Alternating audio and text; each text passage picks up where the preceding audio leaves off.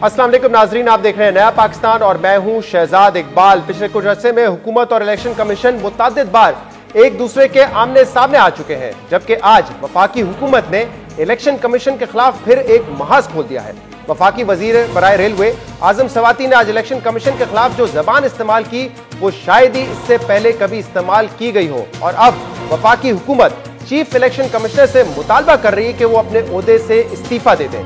हुकूमत और election commission के दरमियान इख्तलाफात शदीद होते जा रहे हैं। इलेक्शन कमीशन हुकूमत की इलेक्शन इस्लाहात से मुताल्लिक कई शिकों को गैर कानूनी करार दे चुका है और ईवीएम मशीन को लेकर भी इलेक्शन कमीशन ने कई एतराजात उठा दिए हैं, जबकि दूसरी तरफ अब हुकूमत चीफ इलेक्शन कमिश्नर पर खुलकर अदम एतमाद का इजहार कर रही है।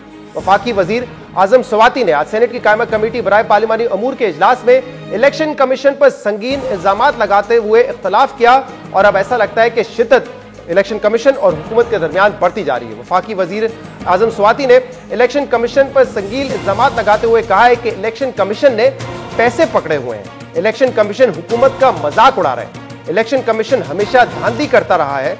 आजम सवाती ने इलेक्शन कमीशन मेंबरान को मुखातिब करते हुए यह भी कहा कि आप जहन्नम में जाएं, इलेक्शन कमीशन जैसे इदारों को आग लगा देनी चाहिए।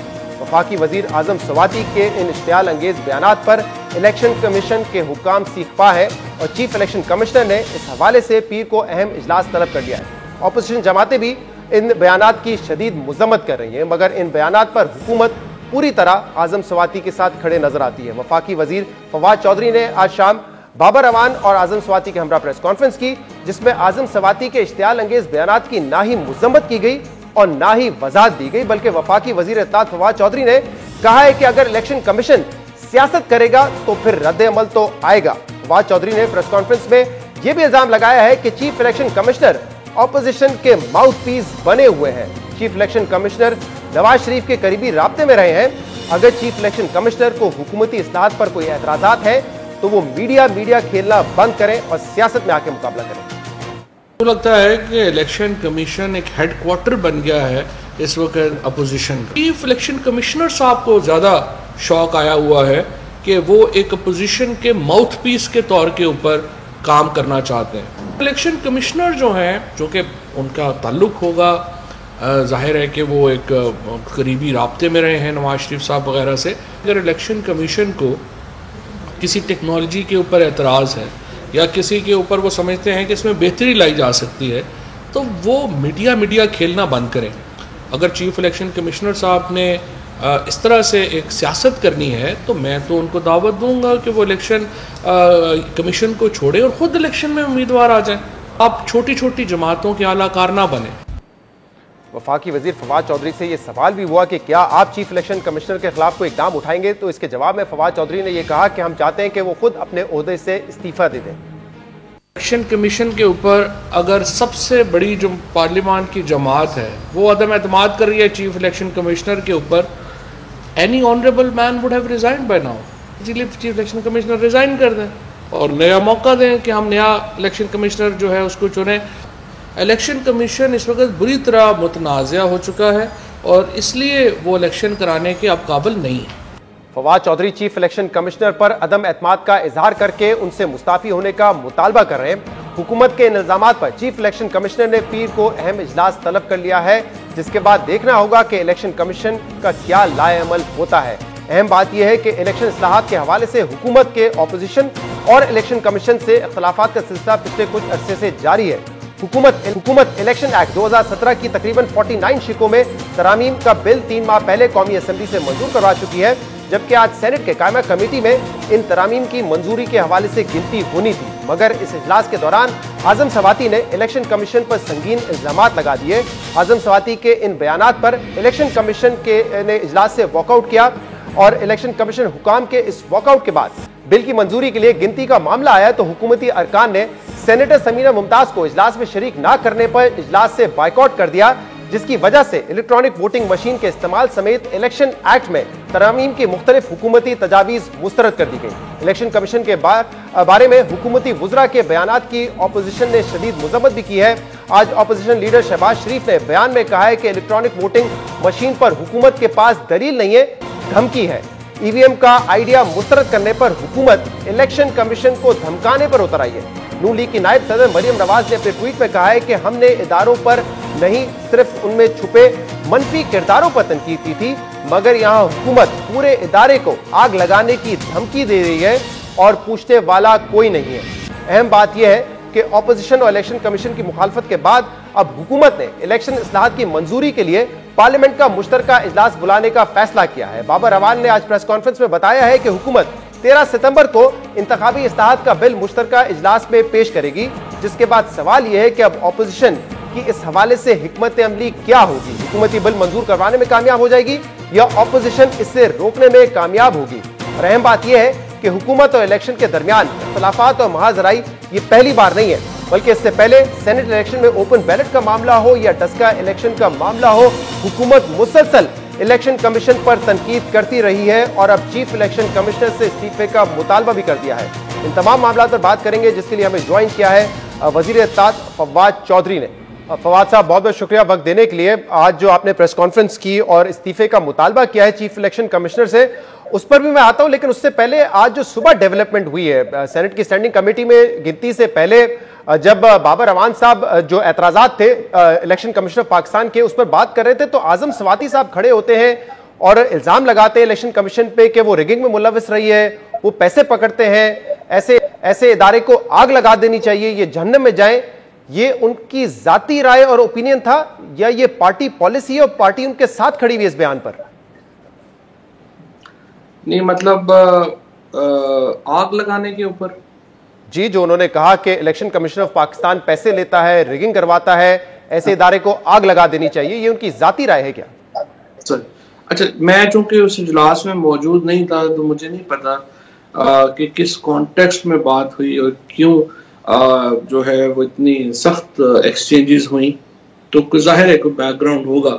आजम सवाती साहब एक बड़े संजीदा आदमी है और आमतौर के ऊपर वो इतना गुस्से में नहीं आते हैं, but there must be some background.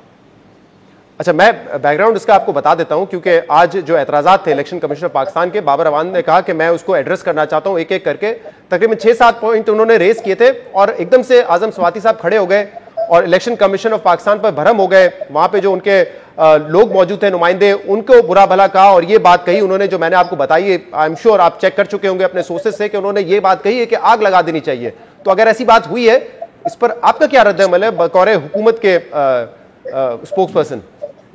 देखिए, मैं जिस तरह अर्ज कर रहा हूँ कि मैं तो वहाँ मौजूद नहीं था। अगर आप वहाँ पे मौजूद थे तो जाहिर है आपने देखा होगा कि कोई वजह होगी कि उन्होंने इस तरह की बातचीत जो है वो की है। और कई दफा गुस्से में बंदा बात कर देता है, तो हो सकता है कोई इसकी बैकग्राउंड हो, बड़ा कमेंट, क्योंकि मैं था नहीं वहाँ।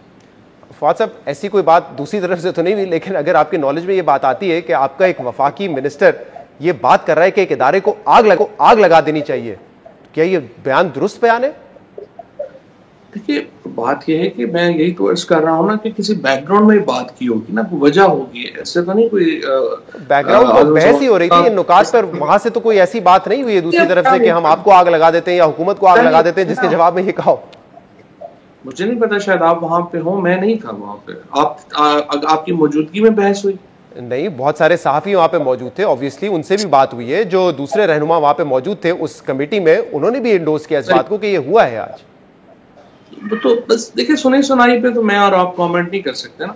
ये तो जज्बाती माहौल हुआ, क्यों पैदा हुआ, क्या बैकग्राउंड थी, तो जो लोग वहां पे मौजूद थे वो देख सकते हैं। वैसे भी ये प्रिविलेज कन्वर्सेशन है क्योंकि कमेटी में हुई है, तो वो तो जाहिर है आप सवाती साहब से पूछ सकते हैं या जो लोग वहां पे मौजूद थे उनसे पूछ सकते हैं। किसी भी बैकग्राउंड में आपके ख्याल में जायज है किसी वफाकी वजीर का ये कहना कि एक आईनी इदारे को आग लगा दें हम? पता नहीं उन्होंने क्या कहा है, किस कॉन्टेक्स्ट में कहा है। बगैर से आपको सबाब के तबसरा जो है वो तो मुनासिब नहीं होगा था। सही है। इससे पहले आप लोग भी इलेक्शन कमीशन ऑफ पाकिस्तान के हवाले से तनकीद करते रहे, उनकी जानिबदारी पर सवाल उठाते रहे। क्या वजह है कि आज आप लोगों ने इलेक्शन कमिश्नर से इस्तीफे का मुतालबा कर दिया है? ये तो वही इलेक्शन कमिश्नर है जिनको हुकूमत और अपोजिशन खुद लेकर आई है। नहीं, ये बात ठीक है आपकी, और इसमें कि हालात इस नहज पे क्यों पहुंचे हैं कि हम इलेक्शन कमिश्नर्स के ऊपर मुकम्मल अदम एतमाद का इजहार कर रहे हैं। क्योंकि जिस तरह से आपने अपने इंट्रो में दुरुस्त तौर के ऊपर ये कहा कि ये पहला मौका नहीं है कि जहाँ पे ये तलखी बढ़ी हो। हमने बड़े रिस्ट्रेंट का मुजाहरा किया है, लेकिन हम देखते हैं कि हर चंद हफ्तों के बाद या जब भी कोई मौका आया है, इलेक्शन कमिश्नर साहब जो हैं वो यूं लगा है कि जैसे वो कोई अपोजिशन के कोई अगले बहुत ही इंपॉर्टेंट लीडर हैं।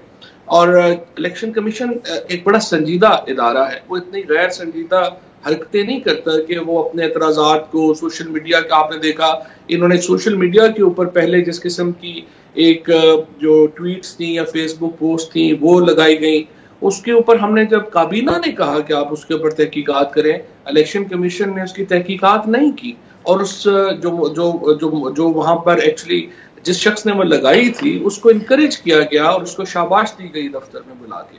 उसके बाद हम देखते हैं कि मुसलसल जो कैंपेन है अपोजिशन की, खसूसन नून लीग की, उनको इलेक्शन कमीशन की तरफ से पजीराई दी गई मुख्तलिफ हीले बहानों से। और अब हमारा नुक्ता नज़र यही है कि इलेक्शन कमीशन जो है मुल्क की अगर सबसे बड़ी जमात और ख़ुद हुकूमत और सबसे ज़्यादा अददी अक्सरियत रखने वाली जमात को ही जब इलेक्शन कमिश्नर पे एतमाद नहीं है तो वो उनका ओहदे से चिमटे रहने का तो कोई जवाब नहीं बनता। हाँ, लेकिन क्योंकि जनवरी 2021 इसी साल का मैं एक बयान देख रहा था वजीर आजम इमरान खान से, जब सवाल हुआ पार्टी फंडिंग केस के हवाले से, उन्होंने कहा जो पिछले चीफ इलेक्शन कमिश्नर थे वो तो हमारे खिलाफ थे, वो तो जानिबदार थे, इसलिए वो ये सब कर रहे थे। अब जो ये चीफ इलेक्शन कमिश्नर आए हैं सिकंदर राजा के हवाले से, उन्होंने कहा कि ये हम और ऑपोजिशन लीडर मिलकर लेकर आए हैं और आप देखेंगे हमारे केस का क्या होगा। तो वो इमरान खान तो बड़ी तारीफ कर रहे थे इनकी, ऑल ऑफ अ सडन जो है आप लोग उनके इतने मुखालिफ हो गए कि अब उनसे इस्तीफे का मुतालबा कर रहे हैं, उनको कह रहे हैं कि ये तो ऑपोजिशन के हेडक्वार्टर में बैठे हुए हैं। ना वो chief election commissioner Imran Khan के जानने वाले थे या रिश्तेदार थे, ना ये इलेक्शन कमिश्नर इमरान खान के जानने वाले हैं, रिश्तेदार हैं। तो हम तो जो अपना तज्जिया करेंगे वो कंडक्ट के ऊपर करेंगे ना, कि जो कंडक्ट वो दिखाएंगे उसके मुताबिक जो है वो चलेगा।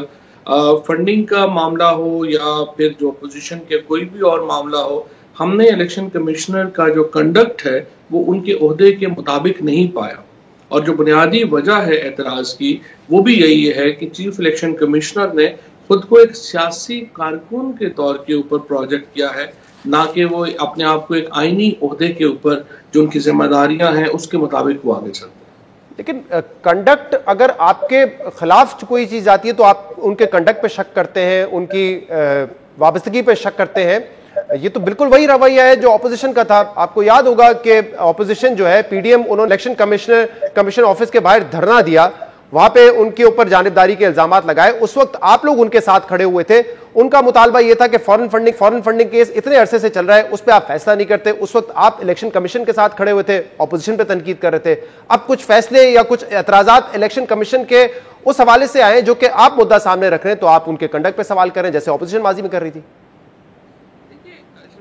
इवेंट्स के ऊपर ही क्रिटिसिज्म होगा या हमायत होगी ना, हमारा कोई मतलब आप समझिए कि रिश्तेदारी तो नहीं ना हमने कर ली। जो आपका जब कंडक्ट होगा उसी के मुताबिक अपना अपनी राय बनाएंगे। एक मुस्तकिल ये तो नहीं है कि एक मुस्तकिल ही राय आपने बना ली है जो तब्दीली नहीं होनी। अगर एक शख्स का कंडक्ट जो है वो मुसलसल, या तो इलेक्शन हमारे लिए देखिए, आपको जो बुनियादी जो इस्तदलाल आपका होना चाहिए, बात ही होनी चाहिए कि पूरे मुल्क में क्या इस वक्त तमाम कंसेंसस है कि मुल्क में इलेक्शंस जो है वो बड़े अच्छे हो रहे हैं। अब इलेक्शन कमीशन के ऊपर खुद जस्टिस नासुर मुल्क के कमीशन ने ये बात कही थी कि पाकिस्तान में इंतखाबी इस्लाहात की जरूरत है। अब आप अपोजिशन का ये कंडक्ट देखिए कि शुरू से वो ये कह रहे हैं कि पाकिस्तान में इलेक्शन शफाफ नहीं है, वोट को इज्जत नहीं मिल रही है। अब हमने अपने रिफॉर्म सजेस्ट किए हैं। अगर आपको ये लगता है, इलेक्शन कमीशन को लगता है कि ये जो रिफॉर्म्स हैं ये दुरुस्त नहीं है, तो उसका तरीका ये तो नहीं है कि आप रोजाना मीडिया में तमाशा लगाएं। उसका तरीका ये है आप अपने ऑल्टरनेटिव रिफॉर्म दें। आप ये कहें कि जो पाकिस्तान तरीके इंसाफ ने इमरान खान का जो रिफॉर्म सजेस्ट किए हैं उनमें खामियां हैं, हम उसको नहीं मानते, ऑल्टरनेटिव ये रिफॉर्म्स ले आए। लेकिन अगर आप रोजाना उसको एक सियासी अखाड़ा बनाएंगे तो जाहिर है हम तो एक पॉलिटिकल पार्टी हैं, उसी के मुताबिक जवाब देंगे। देखिए इवेंट्स पे तो बात हो सकती है, लेकिन आप उनके किरदार पे आप बात करें ना, और जो आप कह रहे हैं कि जो उनके एतराजात है वो सामने लेकर आए, तो यही तो क्या है, स्टैंडिंग कमेटी में बहस ही इस बात पे होनी थी जैसे कि दुनिया भर में हुई है कि क्या ईवीएम्स का इस्तेमाल होना चाहिए या पेपर बैलेट ज्यादा क्रेडिबल होगा। दुनिया भर में बहस हुई है, यहां पर भी बहस हो रही है। वो एतराजात लेकर आए 37, आप उनके जवाब दें, तो बात तो डायलॉग से, दलील से, आर्ग्यूमेंट से हो सकती है ना। इसमें यह कहना कि नहीं वो जानिबदार है या वो उनके माउथ पीस बन गए हैं, ये कैसे जस्टिफाई करता है? देखिए ना, मैंने आपको अर्ज किया कि ये जो ईवीएम के ऊपर 37 पहले तो जो एतराजात हैं वही बहुत ज्यादा मज़हका खेज है। मिसाल के तौर के ऊपर ये एतराज किया कि ये बड़ा देखिए महंगा पड़ेगा। इलेक्शन कमीशन का तो कोई काम नहीं है फाइनेंस देने से, फाइनेंस तो गवर्नमेंट ने देना है, और जो हमने पूरा ये हिसाब लगाया है कि ये बड़ा सस्ता पड़ेगा। इसी तरीके से जो उन्होंने कहा कि धांधली हो सकती है, तो धांधली तो फिर अभी भी रोज होती है और आपके बॉक्सेस ही गायब हो जाते हैं। सो सॉलिड एतराजात है नहीं, नंबर 1। नंबर 2, फिर बात आपकी बिल्कुल दुरुस्त है कि इसके ऊपर भी बहस हो सकती है, लेकिन बहस का तरीका है। सबसे पहले सदर ममलिकत जो कमेटी है उन्होंने बुलाई, उन्होंने लोगों को इन्वाइट किया और बहुत मेहनत की प्रेसिडेंट अलवी साहब ने। आपने इलेक्शन कमीशन ने उसका बाइकआउट कर दिया। आप प्रेसिडेंट, आप एक आईनी इदारा है, आप सदर ममलिकत के बुलाए गए इजलास को कैसे आप उसके ऊपर वॉकआउट कर सकते हैं?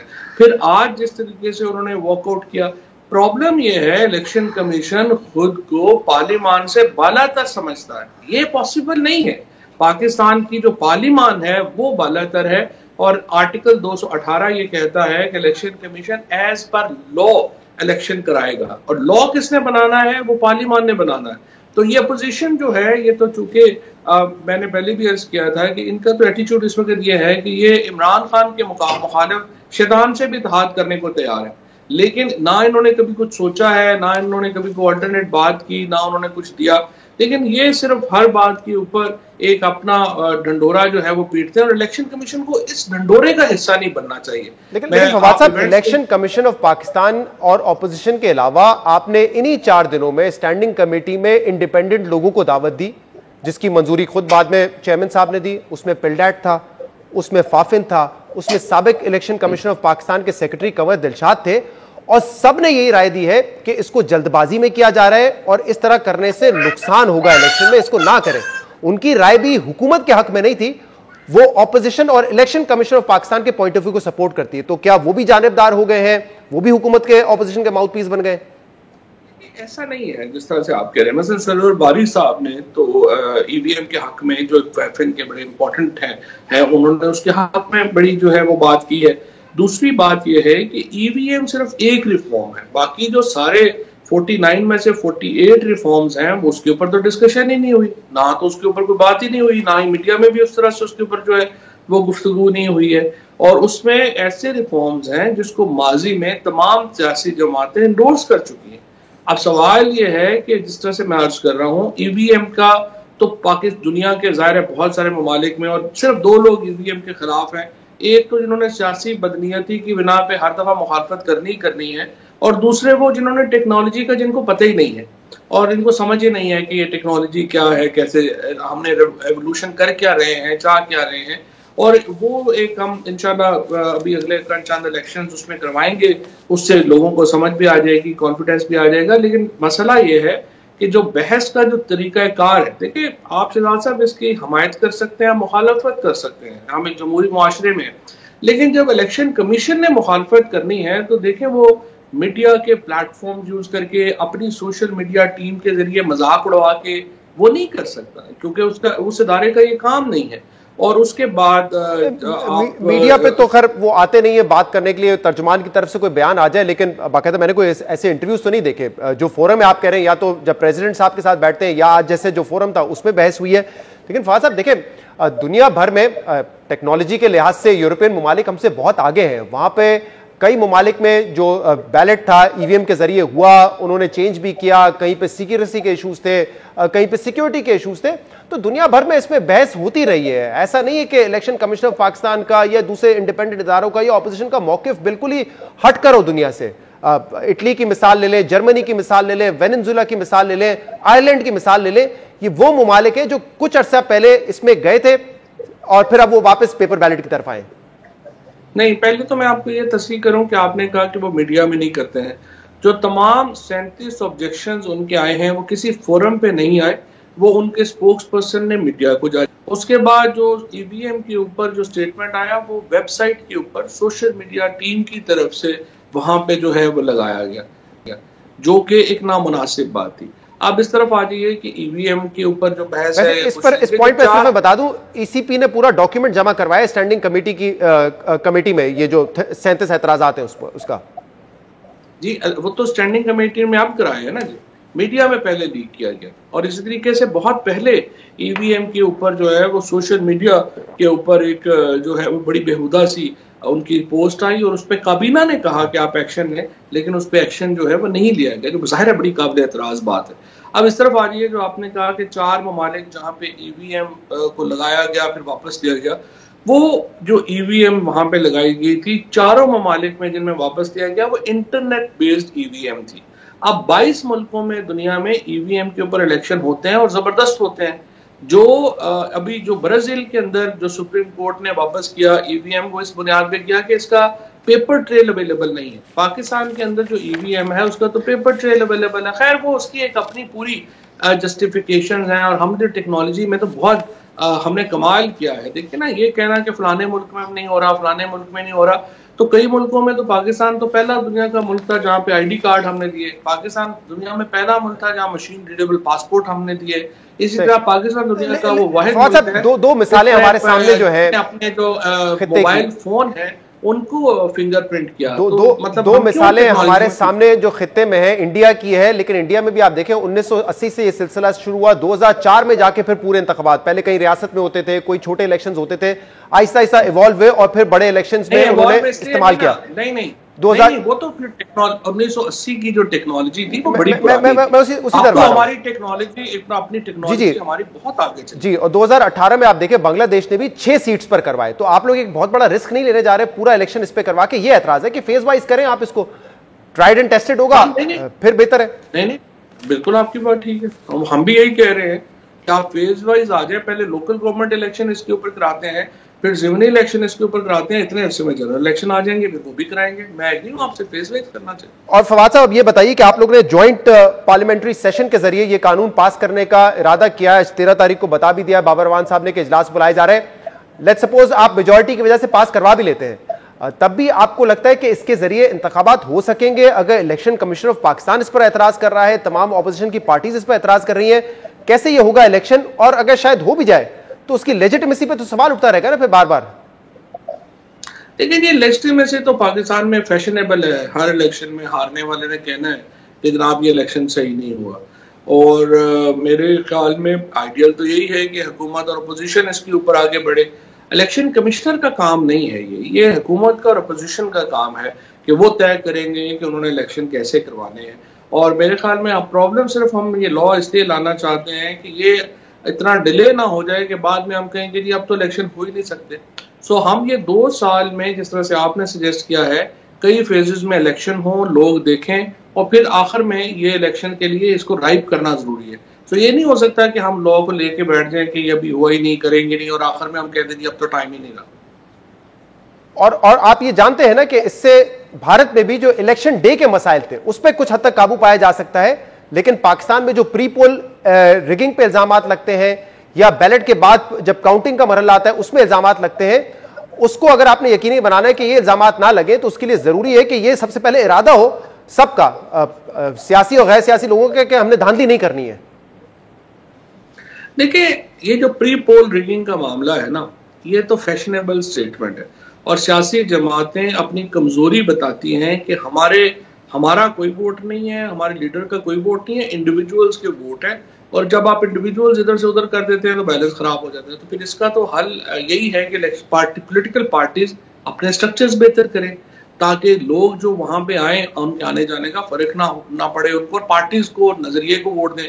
कोई पॉलिटिकल पार्टी जो है हमारी जो अपोजिशन में सारी खड़ी है वो सारी सिर्फ डील का इंतजार ही कर रही है ना कि बाकी दुश्मन किसी को इलेक्शन से पहले जोर जबरदस्ती धमका कर किसी पार्टी में शामिल ना करवाए जाए, ये इश्यूज भी तो आए थे ना सामने 2018 से पहले। मैं यही कह रहा हूँ ना, इसका मतलब ये बात के वोट है ना, लेट से यही तो है ना, आपका भी वोट होगा ना, आप ये तो इनकार नहीं करेंगे कि मेरा वोट नहीं है, आपका भी वोट है हल्के में। नहीं वोट तो होते हैं, इसलिए होते हैं कि पार्टीज के वोट नहीं है। हाँ। जब पार्टी स्ट्रक्चर अपना क्रिएट करेंगी, बेहतर होंगी तो वो खत्म होगा। अब दूसरी बात यह है कि हम तो इस वक्त यही कर सकते हैं ना कि इलेक्शन रिजल्ट के जब पोलिंग हो जाए उसके और नतीजे के दरमियान में इतना टाइम ना हो कि आप धांधली कर सके। उसको खत्म करने का तरीका ईवीएम है, जो फौरन रिजल्ट जो है उससे आ जाता है। तो लेकिन इसके अलावा भी मैं ये कहूंगा अपोजिशन को कि सर जोड़ के बैठे और अपनी ऑल्टरनेटिव सजेशंस लें। ठीक है, ब्रेक में जाने से पहले मुझे एक दफा दोबारा मैं ये सवाल करूंगा, क्योंकि it is very hard to believe for me, क्योंकि आपकी हर खबर पे नजर होती है और सुबह से हर चैनल पे ये बात चल रही थी कि आजम स्वाति ने कहा इलेक्शन कमीशन ऑफ पाकिस्तान को आग लगा दो। आप उनके साथ भी थे प्रेस कॉन्फ्रेंस में, आपने बिल्कुल भी उनसे पूछा तक नहीं कि ये क्या बयान दिया है आपने, और बिल्कुल उसको इग्नोर कर दिया आपने? देखिए, बेशुमार दफा कोई बंदा गुस्से में मैं समझता हूँ कि बात कर दी होगी, लेकिन इशू ये है कि सियाको सबाक का नहीं पता ना, हम उसके पीछे लाइन की क्यों पड़ जाएं जब हमें सियाको सबाक का नहीं पता। उधर से क्या सोच रहा हूं कौन सा ऐसा सियाको सबाक होगा जिसपे फवाद चौधरी भी ये कहते हैं कि फलां इदारे को आग लगा दो। उसके लिए देखे ना, मैं और आप वहां पे होते तो हम ये फैसला कर सकते थे, क्योंकि आप भी नहीं थे, मैं भी नहीं था, तो जो है उनको गेस करने दो। तो अब उनसे सियाको सबाक पूछ के फिर कोई उनके ऊपर कार्रवाई की जाएगी या उनके बयान की वजाहत की जाएगी या मुजम्मत की जाएगी कम से कम कि क्या बयान दिया आपने? देख लेते हैं कि उन्होंने किस सियाको सबाक में बयान दिया है, बैकग्राउंड में क्या बयान दिया है, और उसके बाद जो है वो कार्रवाई का तो ऐसे ही हमारे यहाँ रवायती शौक है, हर बात के ऊपर कार्रवाई क्या कार्रवाई नहीं करेंगे, मतलब क्या उस पर करें हमें पता नहीं ना। कह दिया तो कह दिया, एक इदारे को आग लगाने के बाद। हाँ, आप भी कई दफा रोज ऐसी बातें करते हैं जिस पर कार्रवाई होनी चाहिए। आग लगाने की बात नहीं करते इदारों को। बहुत बहुत शुक्रिया फवाद चौधरी साहब हमारे साथ मौजूद। प्रोग्राम में शामिल करेंगे एक ब्रेक, इसके बाद एहसन इकबाल साहब हमारे साथ मौजूद होंगे, उनसे जानते हैं कि अब हुकूमत ने अपनी हिकमत अमली बता दी है कि ज्वाइंट सेशन के जरिए ये बिल हम पास करवाएंगे और इन्हीं कवानीन के तहत इलेक्शन करवाएंगे। ऑपोजिशन क्या कर सकती है, इस पर बात करेंगे एक ब्रेक के बाद। वेलकम बैक नाज़रीन। एहसन इकबाल साहब इस वक्त हमारे साथ मौजूद है। एहसन इकबाल साहब, बहुत बहुत शुक्रिया वक्त देने के लिए।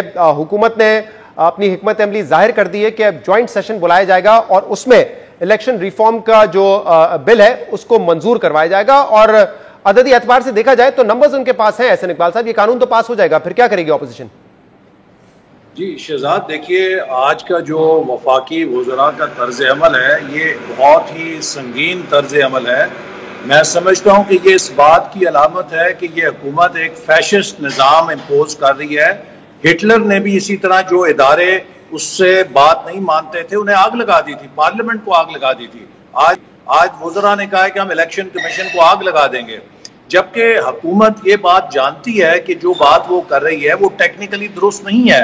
दुनिया के बेहतरीन माहिरीन ने, जर्मनी जैसे मुल्क ने, वहाँ की सुप्रीम कोर्ट ने कहा है, और ये फवाद चौधरी साहब तो समझते हैं कि झूठ इस जोर से बोलो कि सच का गुमान होना लगे। ये जो इलेक्ट्रॉनिक वोटिंग मशीन है इसमें धांधली सिर्फ इंटरनेट के जरिए नहीं होती, हैकिंग ही नहीं होती, इसमें टेम्परिंग भी होती है, क्योंकि हर मशीन के अंदर एक चिप होता है और जिसकी कस्टडी में ये मशीन होगी ये रियासत की कस्टडी में होगी। पाकिस्तान में तो इंतखाबी निज़ाम के ऊपर जो धांधली का असल इल्जाम है, जो जिम्मेदारी है, वो कवानीन के ऊपर नहीं है, वो रियासती मशीन के ऊपर है। आज तक जो हमारी तारीख है उसमें धांधली के अंदर जो बड़ा मुजरिम है वो रियासती मशीन रही है। अब भारत में अगर ये मशीन चल रही है तो इसलिए चल रही है कि वहां पे रियासत के ऊपर किसी ने गैर जानिबदारी का इल्जाम नहीं लगाया, वो जानिबदारी का इल्जाम नहीं लगाया। भारत में चूंकि रियासती मशीन गैर जानिबदार है तो वहां पर कस्टडी में टैंपर करने का रिस्क बहुत कम है। हमारे यहाँ तो ये मसला है, अभी आपने डस्के में देखा कि किस तरह रियासती मशीन को इस्तेमाल करके प्रिजाइडिंग ऑफिसर उठा लिए गए, किस तरह उनको अगर प्रिजाइडिंग ऑफिसर जीते जागते उठाए जा सकते हैं तो 10-20 हजार मशीनों एहसन साहब नहीं लगाया जा सकता। एहसन साहब, आप कह रहे हैं कि भारत में वहां पे इंटरवेंशन नहीं होती इलेक्शंस में, उसके बावजूद वो पेपर बैलेट से हटके ईवीएम्स की तरफ आए ना, ताकि अपने निजाम को बेहतर बनाए। आप तो खुद कह रहे हैं वहां तो इंटरवेंशन नहीं होती थी, फिर क्या वजह है कि भारत में अगर इंटरवेंशन नहीं होती थी तो वो उन्होंने ईवीएम इस्तेमाल किए? शहजाद, भारत में वो ईवीएम के ऊपर इसलिए नहीं आए कि उन्होंने इलेक्शन के निजाम की क्रेडिबिलिटी इंप्रूव करनी थी। उनका 1 अरब की आबादी पे स्केल का इशू था। हमारा तो इलेक्शन के हवाले से बुनियादी इशू क्रेडिबिलिटी का है, और दुनिया में ये कहा जाता है कि जहां पे भी क्रेडिबिलिटी है वहां पेपर बैलेट सेफेस्ट है। देखिए, दुनिया में रिसर्चेस हैं, ब्रूकिंग्स की रिसर्च हमने बताई भी है शो पर। उन्होंने ये कहा था कि भारत में जो पोलिंग डे की रिगिंग होती थी, कोई बक्से लेके भाग गया, बैलेट बॉक्स में बैलेट डालना जाली, ये तमाम चीजें बेहतर हुई हैं वहां पे भारत में, ये तो रिसर्चेस कहती हैं। लेकिन वहां पे शहजाद ये तो इशू नहीं है ना कि वो ईवीएम जो कस्टडी में होगी सरकार की, तो सरकार के अंदर कोई इदारा या कोई ऐसा ग्रोह होगा जो उसको टेम्पर कर सकेगा। हमारे यहाँ तो टेम्परिंग होती है। आरटीएस के अंदर क्या हुआ था? तो अब मामला बताएं ना, आगे की बात क्या होगी हसन इकबाल साहब? ये अगर आप सेनेट से मुस्तरद कर सकते थे, लेकिन हुकूमत ज्वाइंट सेशन बुला के इसको पास करवा लेगी और हुकूमत इलेक्शन इसी पर करेगी, तो इलेक्शन से पहले ये इलेक्शन को मुतनाज़े कर देंगे। और मैं आपको ये बताऊं कि ये तर्ज अमल ठीक नहीं है कि माई वे और हाईवे। ये चीफ इलेक्शन कमिश्नर साहब हुकूमत के नॉमिनी हैं, ये हुकूमत की लिस्ट से बने हैं। अब अगर वो एक नाजायज बात इनकी नहीं मान रहे तो उसके ऊपर उनकी किरदार कुशी शुरू कर दी। ये इस हुकूमत का वतीरा है। मैं समझता हूं कि इस वक्त तमाम इदारे अंडर अटैक हैं। अदलिया तबाह कर दी है, इलेक्शन कमीशन पे हमला है, मीडिया पे हमला है, इसी तरह नैब को तबाह कर दिया है, अदलिया के ऊपर हमला है। ये पाकिस्तान को एक इंस्टीट्यूशनल एनार्की की तरफ लेके जा रहे हैं। ये पाकिस्तान के लिए बहुत बड़ा खतरा है। और अभी भी मैं हुकूमत को कहूंगा, सवाल यही है कि हुकूमत ये कानून अगर पास करवा लेती है, हुकूमत इरादा भी रखती है कि हम इनके जरिए इलेक्शन करवाएंगे, तो ऑपोजिशन क्या कर सकती है फिर? देखिए, ऑपोजिशन तो इसकी चैलेंज करेगी, इसकी लीगैलिटी को चैलेंज करेगी, क्योंकि इलेक्शन लॉज के अंदर सिर्फ हुकूमत स्टेक होल्डर नहीं है। और जितनी चीखें हुकूमत इस वक्त निकाल रही है और जितना शोर मचा रही है ईवीएम के ऊपर, इससे तो साफ जाहिर होता है कि इन्होंने अगला इलेक्शन ईवीएम के जरिए धांधली का प्रोग्राम बनाया हुआ था और इनको फिक्र हो गई है कि ये मंसूबा जाया हो जाएगा। और ये जो इलेक्शन कमीशन पे इल्जाम लगा रहे हैं कि वो मीडिया कैंपेन चला रहे हैं, फवाद चौधरी साहब ने गलत बयानी की है। मीडिया के अंदर स्टैंडिंग कमेटी के अंदर जो इलेक्शन कमीशन के 37 एतराजात आए थे, उनके हवाले से खबर आई है। इलेक्शन कमीशन ने लीक नहीं की, ये लोगों को गुमराह कर रहे हैं। ये हमने उनसे कहा, ये हमने कहा था कि पूरा डॉक्यूमेंट जो है उस स्टैंडिंग कमेटी में पेश किया गया था। लेकिन एहसन इकबाल साहब, मुझे बताइए कि ये आप आज कह रहे हैं कि वो इनकी किरदार कुशी कर रहे हैं, जानिबदारी का इल्जाम लगा रहे हैं। अब कुछ महीने पहले मैंने फवाद साहब से भी कहा, यही काम ऑपोजिशन कर रही थी ना। फॉरेन फंडिंग केस का फैसला नहीं आया, आपने उनके बाहर जाके धरना दे दिया, एहतजाज किया, और इसी इलेक्शन कमीशन को आपने भी तनकीद की और उनके ऊपर यही इल्जाम लगाए कि आप जानिबदार हैं। तो जब कंडक्ट उनके खिलाफ जाता है, वो भी ये इल्जाम लगाते हैं, आपके हक में कोई बात नहीं जाती, आपके भी ये इल्जाम होते हैं। मैं फिर ये कहता हूं कि अगर हुकूमत के अपने नॉमिनी चीफ इलेक्शन कमिश्नर हैं, सर उनके नहीं, सिर्फ लीडर ऑफ द ऑपोजिशन के भी हैं। नहीं, वो हुकूमत की लिस्ट में थे। He was from the list of the candidates जो गवर्नमेंट ने दी थी। ऑपोजिशन ने हुकूमत के नामजद करदा चीफ इलेक्शन कमिश्नर के उम्मीदवारों में से एक पर इत्तफाक किया था। तो मैं इन्हें यह कहूंगा कि ये इंतखाबी इस्लाहात की जो बात करते हैं, अगर वाकई संजीदा है तो फिर उसको बुलडोज ना करें, उस पर इलेक्शन कमीशन के साथ तमाम स्टेक होल्डर्स के साथ बात करें। मैं आपको एक मिसाल देता हूं। आप मुझे बताइए कि क्या आईनी तरमीम को आप कानून के जरिए चेंज कर सकते हैं? ये पाकिस्तान के आइन को अपने कानून से चेंज कर रहे हैं। इलेक्शन कमीशन का दायरा इख्तियार है कि वो वोटर्स लिस्ट बनाए, ये वो नादरा के अंदर लेकर आ रहे हैं। क्या ये मुमकिन है?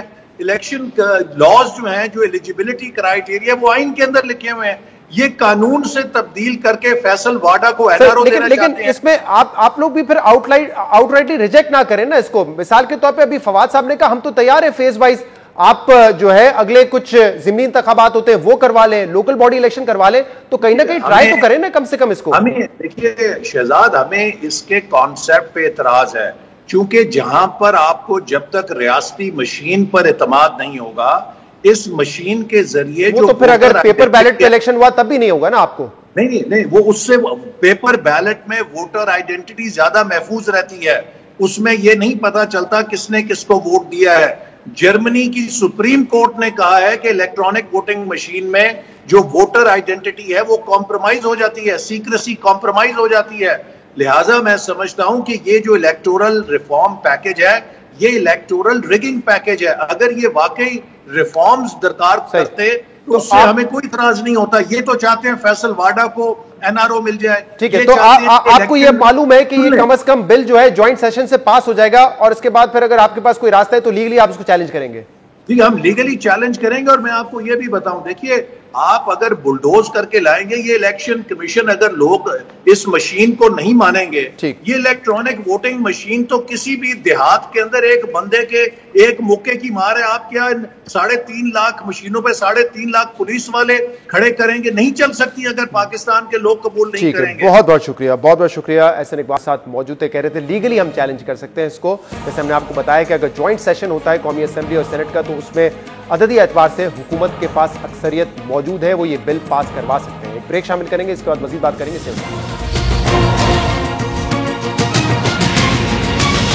वेलकम बैक नाज़रीन। एक तरफ हम देख रहे हैं कि हुकूमत और इलेक्शन कमीशन ऑफ पाकिस्तान आमने सामने है। सवाल ये पैदा हो रहा है कि नए कवानीन अगर मंजूर हो जाते हैं तो इन्हीं के मुताबिक अगर इलेक्शन होंगे तो उसकी लेजिटिमेसी क्या होगी। तो दूसरी तरफ ये भी देखा जा रहा है कि जो ऑपोजिशन की जमातें हैं उनमें इख्तलाफात बढ़ते जा रहे हैं।